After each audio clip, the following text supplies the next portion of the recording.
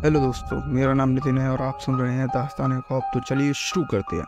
Hello दोस्तों, मेरा नाम राहुल है। मैं दिल्ली का रहने वाला हूँ। ये बात आज से 4 साल पहले की है, जब हम 4 दोस्त हैं, विपिन, रोनी, प्रतीक और मैं। हम उस समय कॉलेज स्टूडेंट थे। हॉलीडेज में हमने आगरा घूमने का प्लान बनाया था। हम सब आगरा घूमने के लिए बहुत उत्साहित थे। आखिरकार वो दिन भी आ गया जब हमें आगरा के लिए निकलना था। मैंने सभी दोस्तों को कॉल करके कहा कि कल सुबह 7 बजे ट्रेन है, तो सभी समय पर स्टेशन पहुँच जाना। इतना बोल मैं कॉल काट दिया।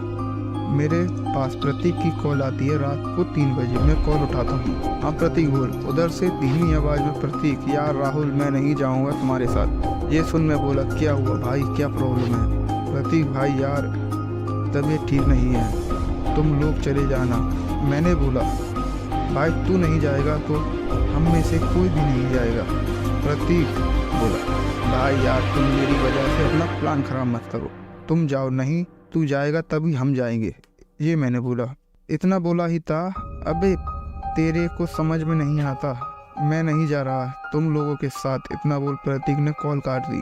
मैं ये सब सुन 2 मिनट के लिए मेरे पास कोई शब्द नहीं थे। फिर मेरे मन में आया, जो बंदा कभी तेज बोलता नहीं था वो आज इतना ज़्यादा गुस्सा कैसे हो सकता है। मैंने विपिन को कॉल लगाई, सारी बात विपिन को बताई। विपिन बोला अरे यार वो नहीं जा रहा तो रहने दे, तू सो जा और मुझे भी सोने दे। और उसने कॉल काट दी। मैं भी सोने चला गया। मैं सुबह 6:30 बजे आनंद विहार रेलवे स्टेशन पहुंच गया। विपिन और रोनी भी समय पर आ गए। रोनी ने पूछा प्रतीक कहाँ रह गया? तभी विपिन गुस्से में बोला वो साला नहीं आ रहा। रोनी ने पूछा क्यों, कोई प्रॉब्लम है उसे? विपिन बोला तेरे को चलना है तो चल, नहीं तो तू भी मत जा। विपिन यार उसकी भड़ास मेरे पे क्यों निकाल रहा है? मैंने विपिन को रोकते हुए बोला जाने दो यार, होगी कोई प्रॉब्लम उसको। चलो ट्रेन प्लेटफॉर्म पर आ चुकी है। हम तीनों ट्रेन में बैठ गए। करीब सुबह 10 बजे हम आगरा कैंट रेलवे स्टेशन पर उतरे। हमारे उतरते ही मुझे प्रतीक की कॉल आती है। प्रतीक भाई पहुंच गए? हाँ भाई बस अभी उतरे ही हैं ट्रेन से। प्रतीक बोला भाई यार सॉरी रात के लिए, कुछ नहीं छोड़, तू ठीक है? प्रतीक हाँ भाई चल तो मिलते हैं। इतना बोलकर मैंने कॉल काट दी। रोनी पूछता है क्या हुआ? कुछ नहीं, प्रतीक की कॉल थी। चलो तो फिर होटल फ़ोन करते हैं, टैक्सी भेजी कि नहीं उन्होंने, पूछते हैं। मैंने होटल फ़ोन करता हूँ। होटल वालों ने टैक्सी भेज दी होती है। हम पार्किंग में जाते हैं जहाँ पर एक क्रेटा गाड़ी खड़ी थी हमारे लिए। हम उसमें बैठ गए।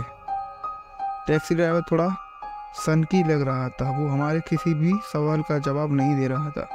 40 मिनट बाद हम होटल पहुंच गए। होटल देखने में बहुत अच्छा लग रहा था। हमने चेक इन किया। करने के बाद हम फ्रेश हुए। फ्रेश होने के बाद हम आगरा घूमने के लिए निकल गए।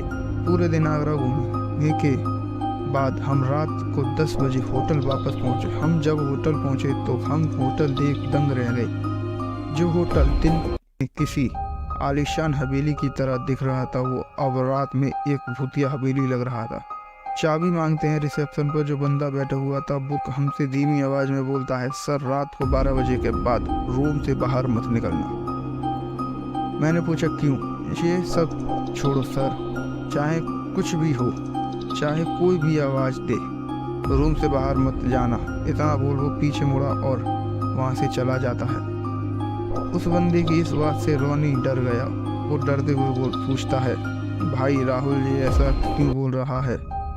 मैं रोनी को शांत करते हुए बोला कुछ नहीं, रात की इनको काम ना करना पड़े इसलिए ऐसा बोला होगा इसने। हम तीनों अपने कमरे में चले जाते हैं। हम फ्रेश होकर सो जाते हैं। रात को 12 बजे रूम के बाहर से अजीब आवाज़ें आने लगती हैं। इन आवाज़ों से मैं सो नहीं पा रहा था, तो मैं फ्रस्ट्रेट होकर उठा और गेट की तरफ जाने लगा। तभी रोनी ने मुझे आवाज़ लगाई भाई तू किधर जा रहा है? गेट मत खोलना, उस बंदे ने मना किया है। मैंने उसे बोला अबे तू सो जा। इतना बोल मैं गेट खोल दिया।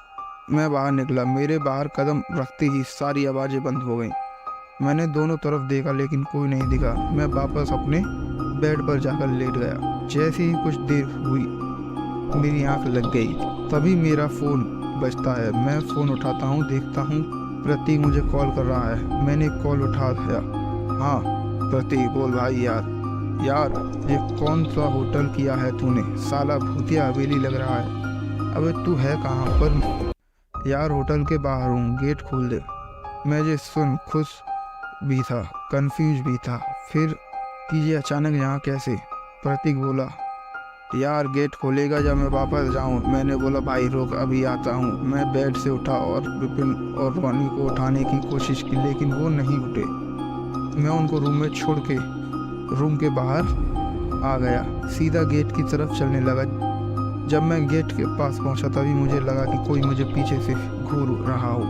मैंने उस पर ज़्यादा ध्यान नहीं दिया और सीधा गेट पर पहुंच गया। बाहर प्रतीक खड़ा हुआ था। वो बोला जल्दी खोले यार। मैं गेट खोलने के लिए आगे बढ़ा। जैसे ही मैंने गेट पर हाथ रखा, पीछे से वही रिसेप्शन वाला बंदा मुझे आवाज़ देता है, सर रुकिए। मैं पीछे मुड़कर देखता हूँ, वो बंदा पसीने में लथपथ मुझे देख रहा था। कैसी सर्विस है तुम्हारी? दिखाई नहीं देता कोई गेस्ट? इतनी देर से गेट पर खड़ा है। वो पसीना पोंछते हुए बोला कौन गेस्ट सर? गेट पर तो कोई भी नहीं। मैं पीछे मुड़ता हूँ तो वहाँ कोई नहीं था। रिसेप्शन वाला बंदा मेरे से बोलता है सर जितना जल्दी हो सके आप अपने रूम में चले जाइए। मैंने पूछा क्यों? आप मेरी सिर्फ ये बात मान लो, बाकी की बातें सुबह करेंगे। मैं सीधे अपने रूम की तरफ जाने लगा। तभी पीछे से प्रतीक की आवाज़ आती है, अबे दरवाज़ा तो खोल, कहाँ जा रहा है? मैं पीछे मुड़ता हूँ तो प्रतीक की लाल आंखें देख मैं वहीं गिर जाता। मैं अपनी सुध बुध खो चुका था। तभी वही रिसेप्शन वाला बंदा आता है और मुझे ऐसे देख मुझे उठाकर रूम तक ले जाता है। जब सुबह मेरी आँख खुली तो विपिन और रोनी एक कोने में बैठे हुए थे। मैं उनके पास गया तो वो डर कर भागने लगे और मैंने पूछा क्या हुआ? उन्होंने बताया कि रात को तू अजीब हरकतें कर रहा था, कभी हंस रहा था तो कभी रो रहा था तो कभी बहुत ज़्यादा गुस्सा कर रहा था। तूने तो विपिन की गर्दन को कस कर पकड़ लिया जैसे तेरी मेरी जान बची और तू बेहोश हो गया और अब जागा है। हम आगरा से तो वापस आ गए, लेकिन ये सिलसिला मेरे साथ कई महीने तक चला। थक हार कर मेरे घर वालों ने मुझे एक बाबा जी को दिखाया। उन्होंने बताया वो एक भटकती आत्मा के चपेटे में है। उस आत्मा से इसका पीछा छुटाने के लिए पूजा करनी होगी। पूजा के बाद मैं एकदम ठीक हो गया। बस इतनी ही थी मेरी कहानी। तो दोस्तों आपको कैसी लगी इनकी ये कहानी कमेंट सेक्शन में ज़रूर बताइएगा। तो मिलते हैं आपको अगली कहानी के साथ। तब तक के लिए अपना और अपनों का ख्याल रखें।